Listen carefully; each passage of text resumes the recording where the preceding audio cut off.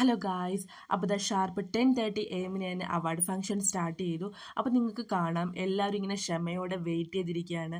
നമ്മളൊക്കെ ഒരുപാട് ആദരിക്കുന്ന കലാം സാറിൻ്റെ ആ ഒരു ട്രോഫി നമ്മുടെ മക്കളൊക്കെ ഇങ്ങനെ ഹോൾഡ് ചെയ്ത് ആ ഒരു സ്റ്റേജിൽ നിൽക്കുന്ന മൊമെൻറ്റിന് വേണ്ടി.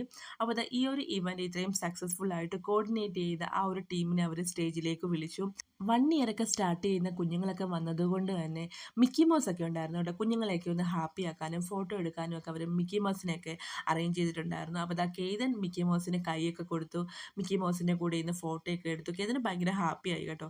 അങ്ങനെ അതിനുശേഷം മിക്കി മൗസ് സ്റ്റേജിലൊക്കെ കയറി ഓരോ ഡാൻസ് ഒക്കെ ചെയ്തു കേട്ടോ. കുഞ്ഞുങ്ങളെയൊക്കെ ഒന്ന് ഹാപ്പി ആക്കാൻ വേണ്ടിയായിരുന്നു കേട്ടോ. അതിനുശേഷം ഞങ്ങളിങ്ങനെ വെയിറ്റ് ചെയ്തിരിക്കുകയാണ്. ഈ ഒരു അവാർഡ് വാങ്ങാൻ ഒരുപാട് സ്റ്റേറ്റിൽ നിന്നൊക്കെ ഉള്ള ആളുകൾ വന്നിട്ടുണ്ടായിരുന്നു കേട്ടോ. കേരളത്തിൽ നിന്നും തമിഴ്നാട്, ആന്ധ്ര, ബാംഗ്ലൂർ അങ്ങനെ എല്ലായിടത്തു നിന്നും ആളുകൾ ട്രാവൽ ചെയ്ത് വന്നിട്ടുണ്ടായിരുന്നു കേട്ടോ. അങ്ങനെ ഞങ്ങളുടെ ആ ഒരു മൊമെൻറ്റ് എത്തി.